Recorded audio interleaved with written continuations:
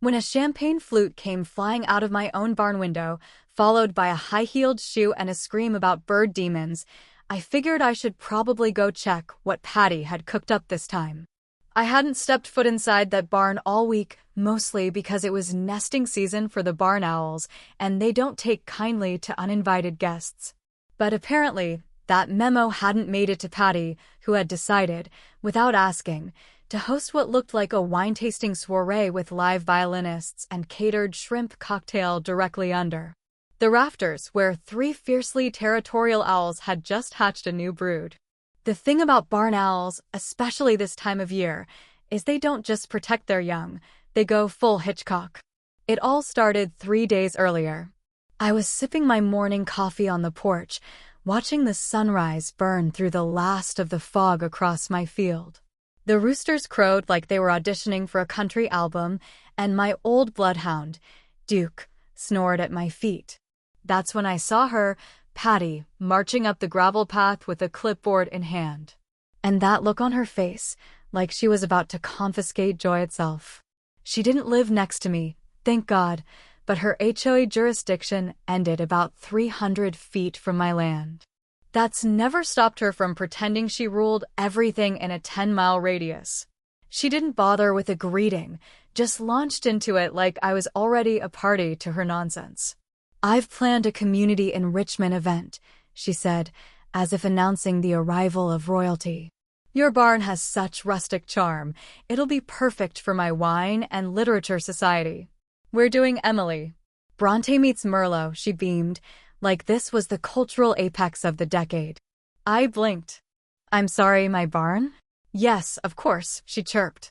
"It's just sitting there, and honestly, Hank, the neighborhood deserves to experience something quaint and organic. I've already sent out the invitations."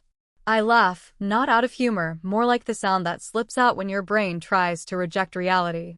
"You sent what now?" She unfurled a glossy trifold flyer from her clipboard and handed it to me, like she was showing off a newborn. Sure enough, there it was. My barn, my owls, the words "Enchanted Evening" in the loft written across it in script font. I stood there blinking at it while she rambled about fairy lights, string quartets, and a cheese-tasting bar. I handed the flyer back. "Patty, you can't use my barn." "Of course I can," she said brightly. "It's for the community." "I'm not in the community, at least not your HOA. "Oh, please," she scoffed. "You live within eyesight. That practically makes you a member. Don't be difficult." "I'm not being difficult," I said, trying not to raise my voice. "You're trespassing." That word, trespassing, finally gave her pause. Her lips tightened. "Well," she huffed, "we'll just see how neighborly you're willing to be." She turned on her heel and marched off like a general retreating from a failed siege. That night, I locked the barn, padlocked the door, even posted a small sign, "Do not enter, protected wildlife area." It wasn't for show. Years ago, I registered the barn with the state's Wildlife Conservation Board as an all-nesting site. I'd raised some of those birds by hand after their mother died during a storm. They weren't pets, but they knew me, trusted me, and they deserved a safe space without flutes and finger food. The next day, I ran errands in town, picked up fencing supplies, some cracked corn for the hens, and a fresh battery for the trail cam I had watching the south fence line. When I got back that afternoon, the padlock was gone, just cleanly gone, snipped clean through. My first thought was teenagers, but teenagers don't usually break into barns to hang fairy lights and roll out wine barrels. I stepped inside and stared. Patty's people were already decorating. A folding table was set up with a tablecloth. There were candles in mason jars hanging from the rafters, right underneath the owl's nest. A man with a Bluetooth headset and clipboard barked orders about table placement. It looked like a wedding planner had collided with a craft fair. Patty was in the middle of it all, holding a roll of burlap ribbon and grinning like a pageant queen. "Oh, hello, Hank. Don't mind the mess. We're just staging." "I told you not to come in here," I said. She sighed. "You said you didn't want us to." "That's not legally binding, Patty," I said slowly. This is a protected wildlife space. There are owls nesting here. They're federally protected. If they get disturbed, that's not just a fine, it's jail time. She looked up. One of the owls, a pale beauty named Pearl, blinked back at her from the rafters. They're birds, Hank. If they're a problem, can't you just shoo them away before the guests arrive? That was the last straw. I didn't argue. I didn't raise my voice. I simply turned around and walked out of the barn. Duke, waiting by the truck, followed me as I muttered to myself, equal parts furious and baffled. That woman had no concept of boundaries, nature, or reality. But the owls understood everything. It wasn't until the following evening, just before sundown, that I saw the flyers had multiplied.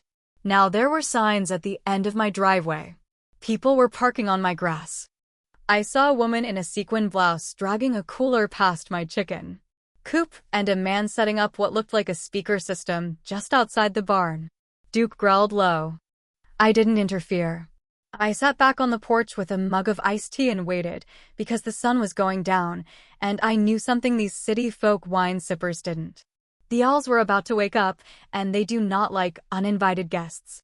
By the time the last Subaru pulled up and the final pair of designer wedges sank into the damp grass near my barn, I had counted at least 30 guests milling about on my property, like it was the grand opening of a winery.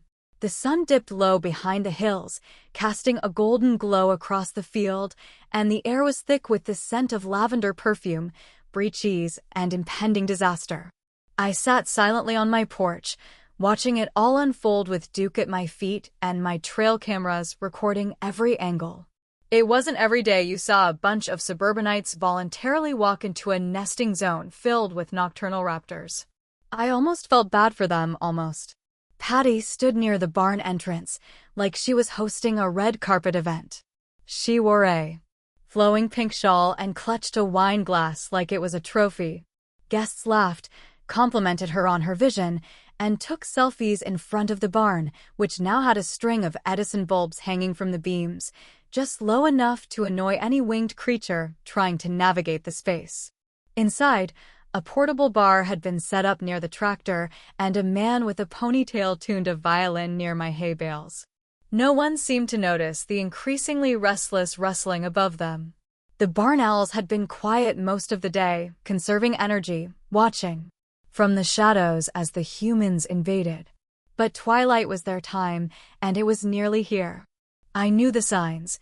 The way the wind stilled just before the air changed.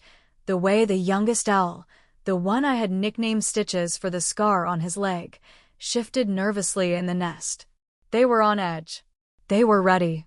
I figured I had about 15 minutes before chaos broke loose, so I sat back, crossed my legs, and took a sip of iced tea, silently counting the seconds like I was waiting for fireworks.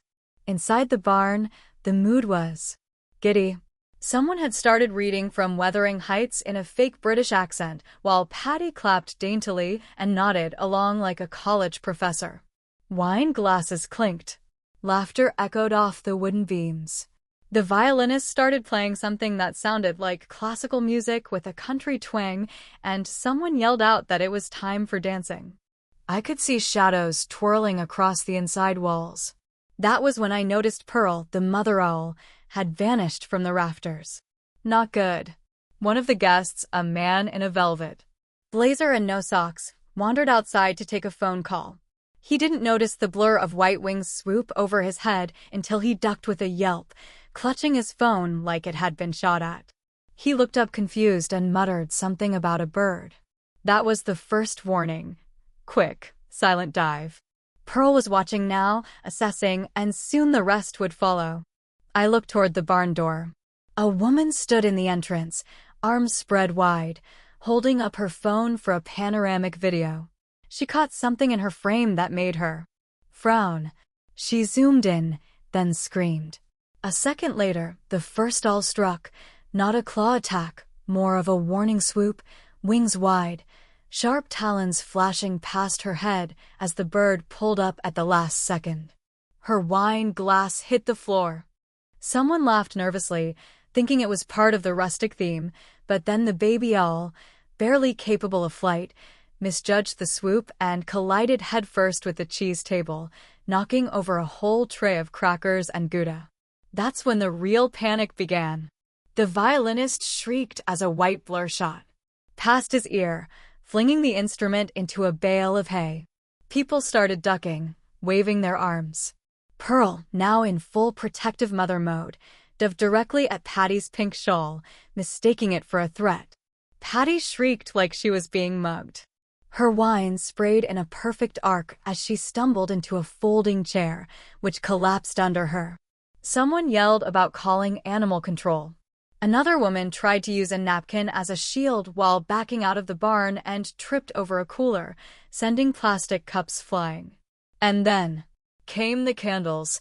Someone had the genius idea to put open flame candles inside glass jars, which had now been scattered by falling chairs and guests trying to flee. One toppled, cracked against a support beam, and ignited a strip of burlap ribbon. Panic turned into screaming. I stood up at that point, not because I wanted to help, though I did make sure someone stomped the tiny fire out, but because I needed to make sure nobody hurt my owls in their desperate flailing. I walked toward the barn, just in time to see a man swinging his jacket at the ceiling like he was trying to swat a bat. An owl screeched in response, diving low and brushing his hair. He hit the ground in a fetal position, moaning about his scalp. Patty, her face red and eyes wild, crawled toward the exit, clutching her purse like it held the last will of her ancestors. I stepped into the doorway. Everyone froze, not because I looked intimidating, but because the silhouette of 3 owls perched above me in the shadows gave the impression I was leading them. One woman dropped her phone. Another whimpered. I just stared at Patty and said, calm as can be, I told you they don't like guests. Patty tried to speak, but all that came out was a raspy wheeze. She looked around at the overturned tables, spilled wine, ruined decorations, and traumatized guests covered in all feathers and goat droppings. Someone had wandered too close to the pens. Then she pointed at me and shrieked, "You'll pay for this. This was sabotage. You planned this. You trained them." I blinked. Trained the owls like they were military attack birds? It was almost impressive how quickly she turned her blunder into a conspiracy theory. I didn't respond, just turned back toward the porch and walked away. Duke, trailing behind me like a very satisfied spectator. Behind us, the sound of car doors slamming and engines starting filled the night air. The violinist retrieved his instrument and limped toward the road. The barn owls returned to their rafters, unharmed and perhaps even a bit smug. For now, the chaos was over, but the real fun was just beginning. The morning after the barn owl blowout, I found myself sipping coffee with an amused smirk on my face while the neighborhood group chat exploded like a firework factory. I wasn't even a part of the HOA, but someone had screen-capped and forwarded me the messages. It started with Patty's all-caps post about the violent bird ambush on her guests. She called it an orchestrated assault and accused me of weaponizing wildlife. According to her, I had trained the owls to target high-value individuals. One woman replied, asking if this was satire. Another posted a gif of an owl in sunglasses. A third asked why Patty held her illegal party on someone else's land in the first place. That's when things got interesting. I didn't bother responding to the digital drama. I had better things to do, like feeding the chickens and fixing the lock Patty's crew had cut off the barn. But I did check my trail cam footage. It had caught everything from the moment her guests arrived to the second Patty tried to crawl under a folding chair when Pearl swooped at her scarf. The audio was decent too. You could clearly hear her say, "I don't care what kind of birds live here, it's just a barn." That line alone was gold, especially when followed by the shriek she made when the first owl knocked over the cheese table. Later that afternoon, I received a formal envelope taped to my mailbox. It was slightly crooked and sealed with a red sticker shaped like a tree, which I assumed was supposed to represent HOA authority. The letter inside was laughably dramatic. Patty had issued an official complaint to the HOA board. stating that I had endangered her guests, refused to assist during an emergency, and created an unsafe and hostile environment in a community space. The fact that the barn was, in reality, my personal and legally protected private property didn't seem to register with her. She referred to it as a community-adjacent structure and cited visual accessibility as her reason for assuming partial ownership. I didn't know whether to laugh or check her for heatstroke. But she wasn't done. That evening, an emergency HOA meeting was announced. I wasn't required to attend, but I showed up anyway. It was being held in the community center, about a mile from my property. I figured if I was going to be accused of training predator birds for social sabotage, I might as well show my face. I walked in wearing my work boots and a flannel shirt with all feathers still stuck to the sleeve. The room was already packed. Most of the attendees looked tired, irritated, or morbidly curious. Patty stood at the front, clutching a binder like she was about to deliver courtroom testimony. She smiled tightly when she saw me. Without wasting time, she launched into a slideshow presentation titled Community Safety and Wildlife Interference. The first few slides were photos of overturned tables, panicked guests, and spilled wine. Then came blurry stills of the owls mid-flight, framed as though they were mugshots. She tried to paint the entire event as a terror incident and repeatedly emphasized that I had refused to assist when things went wrong. Then she played a video clip from someone's phone, clearly edited to begin after the birds had already gone on defense. In it, you could hear people yelling, a violin screeching off-key, and Patty screaming about feathers. When she was done, she turned toward the board dramatically and said, "I rest my case." The room was silent for a beat. Then the board president asked if anyone had anything to add. That was my cue. I stepped forward, carrying a USB drive and a folder. No speech, no dramatics, just plugged the drive into the projector laptop and nodded. What played next silenced the room. The footage from my trail cam began. Clear, high resolution, with audio. It started with the guests arriving, trespassing across the fence line, and carrying tables and decorations into the barn. Patty's voice came through loud and clear, saying, "Just snip it, no one will notice," as a man used bolt cutters on my lock. Then came the barn interior scene. Patty yelling, "Hurry, let's get the lights up before the Birdman gets home." Guests laughing, wine pouring. The camera angle was perfect. You could see the owls beginning to stir. Then, in her own voice, "It's just a bird nest. Who cares?" followed by the chaos. The final minute of the video captured Patty crawling out of the barn, shouting that I had trained the owls. The camera panned back as guests fled to their cars. When the screen went black, the room stayed quiet. Patty's face had drained of all color. A few people chuckled. Someone near the back coughed to hide a laugh. Then a hand went up. An older woman named Judy, who was known for her love of rules and peppermint bark, she asked Patty a simple question. "Did you have permission to use Mr. Miller's property?" Patty started to say she thought it was community space, but someone interrupted to read the county property map out loud. My name, my address, no HOA authority. The board president thanked everyone for attending, then firmly stated that no further HOA resources would be used in relation to the barn incident. He advised Patty to consider legal counsel before continuing to make claims that could be viewed as defamatory. Another member asked if Patty would reimburse the string quartet, who had never been paid for their ruined evening. That part wasn't in the agenda, but it stuck. After the meeting, as people filed out, a few neighbors nodded at me. One even whispered, "Nice birds," with a grin.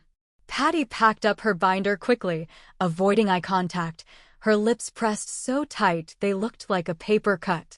I didn't say a word to her, just walked past, slow and calm. I could feel the shift in energy, the kind that says people were finally seeing through the noise. She had tried to turn a barn party into a power play and ended up tangled in her own trap. I got back to my ranch just after dark. The owls were already out, silhouettes drifting silently over the fields. Pearl perched on the roofline, her white feathers glowing under the moonlight. I tipped my hat to her and whispered, "Good job." Inside, Duke wagged his tail and curled up at the foot of my recliner while I sank into the cushions. I turned off my phone, set the remote aside, and closed my eyes to the sound of nightbirds calling across the valley. We had won the first round, and something told me Patty wouldn't let it go. But next time, she'd know better than to throw a party under a predator's roof. A week had passed since the HOA meeting, and I was starting to think that Patty had finally realized she couldn't win. The social media posts had died down. The neighbors had gone back to their quiet lives, and my owls were getting some much-needed rest after their unintentional celebrity status. I even noticed a few of Patty's former allies now calling her out in the neighborhood group chat, asking why she didn't just respect private property to begin with. It seemed like everything was settling into a comfortable silence. But of course, that's when Patty decided to strike back. One morning, just as the sun was rising over the eastern fields, I found a thick envelope wedged between the gate post.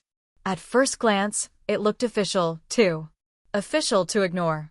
I opened it without much thought, half expecting another complaint about my owls being dangerous. But instead, it was a lawyer's letter. Apparently, Patty had decided to escalate things. She was suing me for emotional distress and property interference, claiming that the owl's attack had caused her permanent trauma, nightmares, and severe emotional damage. She even went so far as to claim she couldn't visit her social circle without anxiety because of the nightmarish encounter she'd had in my barn. She was demanding a settlement for her loss of enjoyment and quality of life, and she wanted compensation for unforeseen medical bills related to her stress. I stared at the paper in disbelief. Patty wasn't just a bad neighbor, she was now full-blown delusional. I had to laugh, mostly because the absurdity of it was just overwhelming. My first instinct was to throw the letter in the trash, but the sheer nerve of it made me want to fight back. So I called my lawyer, a friend who had helped me with property issues in the past. He listened patiently, probably holding back a laugh of his own, before telling me to gather all the evidence I could, including photos, video footage, and witness statements. Then he gave me some advice that would turn out to be key. If she wants to escalate this, make sure you show up with something bigger than just owls. I spent the next few days gathering everything I could, but I also started doing a little digging into Patty's past. It wasn't hard to find out that she had a history of filing questionable complaints against neighbors in an effort to get her way. She'd been at the helm of HOA disputes for years, and in nearly every case, her requests had been dismissed or laughed out of court. It wasn't so much that she was a mastermind at causing trouble, she just had a way of making things more difficult than they needed to be, all in the name of order and community. That's when I decided to take things a step further. I called up a local journalist I knew, someone who had covered some of the more ridiculous neighborhood dramas in the past. He had a flair for finding the truth behind the stories people were too embarrassed to tell, and he had a following. After explaining the situation to him, he seemed eager to jump in. He agreed to interview me, take a few photos around the property, and highlight the absurdity of the entire situation. It wasn't just about the owls anymore. It was about showing how Patty was abusing her power to manipulate and harass others. I wanted to make sure this didn't just go away quietly. The day of the interview, the journalist showed up with his camera and notebook. I took him on a tour of the ranch, explaining how the barn had become a sanctuary for wildlife, how the owls were just doing what owls do, protecting their home and family. We walked past the fields where the goats grazed, down to the creek where the ducks paddled, and finally up to the barn itself. He snapped pictures of the barn doors, the tree line where the owls nested, and even managed to get a few shots of Pearl sitting on the roof, her wings catching the morning light. It wasn't just a story about a crazy woman, it was about the peaceful rural life I had worked hard to build, a life that Patty was threatening to destroy. Later that afternoon, Patty showed up at my door. I wasn't expecting it, but I should have known. She had a smug look on her face, as if she thought she was about to drop the hammer on me. She was wearing one of those high-end business suits, with her hair pulled back tight, clearly ready for battle. She handed me another letter, this one addressed to my lawyer. "It's not over, Hank," she said, her voice dripping with false sweetness. "You can't hide behind your alls forever. This will go to court, and I will make sure the world knows what you did to me. No one's going to believe that thing you call a barn is a sanctuary. It's a health hazard." I barely glanced at the letter. "You've been warned, Patty. You've crossed the line, and now it's time for you to pay the price." She looked stunned for a moment, clearly not expecting me to be so calm. Then she flared up, her hands trembling in frustration. "You'll regret this. I'll make sure you never set foot in this town again." I didn't say anything else. I just watched as she turned and stormed off my porch, probably thinking she'd won some battle. But I wasn't done yet, not by a long shot. I waited for the journalist's piece to hit the local news. When it did, it went viral, at least as viral as something can in a small rural town. The article painted Patty exactly as she was, a petty, power-hungry HOA president who had tried to exploit her community for personal gain, all while bullying neighbors into submission. The story was picked up by several local news outlets, and within hours, Patty's name was plastered everywhere. The article featured interviews with neighbors who had witnessed Patty's antics over the years, including a few who had quietly agreed to back up my version of events. By the end of the day, the HOA was flooded with emails and phone calls. That evening, I received a call from the HOA board president. He apologized profusely for Patty's actions, telling me that they were launching an investigation into her behavior and would be reviewing her position as president. The best part, several members of the HOA who had supported her before were now demanding her resignation. They were tired of her antics, tired of her using the HOA as a weapon against everyone else. The next day, Patty's house went up for sale. No one had to say it aloud, but we all knew the woman had overstayed her welcome in this town, and now the price was far steeper than she had ever imagined. As for me, I walked to the barn that evening, the owls hooting softly in the distance. It was peaceful again. The land was mine, and I had protected it not just from Patty, but from anyone who thought they could take what wasn't theirs. The barn stood strong. The owls returned to their nests, and the world outside could keep spinning with all its chaos. I had won, and for the first time in months, I could breathe easy again. A month had passed since Patty's house went up for sale, and the neighborhood had returned to a sense of calm. The story of her legal battle with me, the Birdman of the town, had turned into something of a local legend. The article had been shared over and over again, and I caught whispers about it at the grocery store, at the post office, and even at the diner in town. It seemed like everyone had an opinion on Patty, and they all agreed that she had pushed her luck too far. The HOA had conducted its investigation, and by all accounts, Patty's position as president was under serious review. I wasn't sure what would happen next, but I knew one thing for certain. Patty had finally met her match.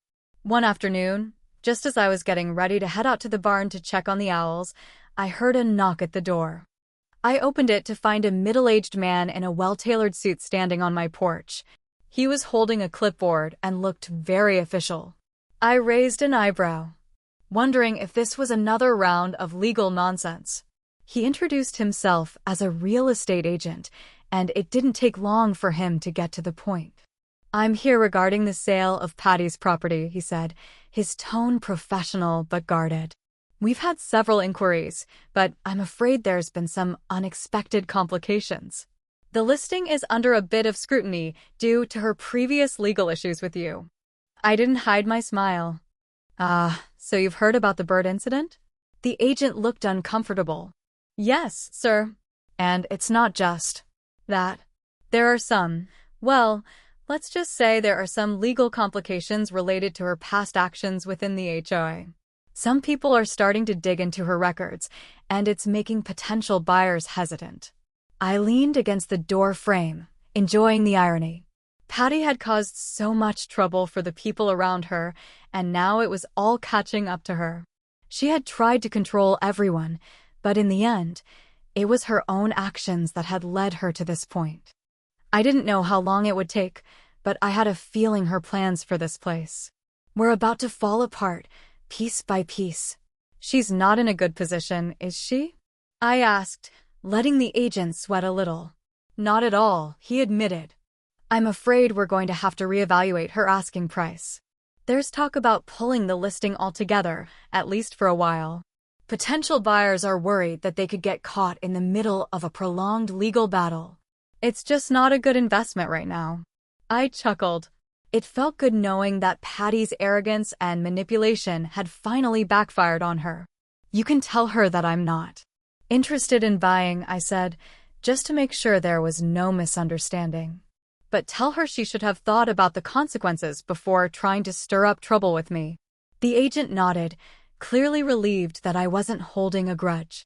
"I'll pass that along," he said, taking a step back from the door. "I'm sorry this has all turned out this way. I really thought we could find a buyer, but it's been a bit of a nightmare."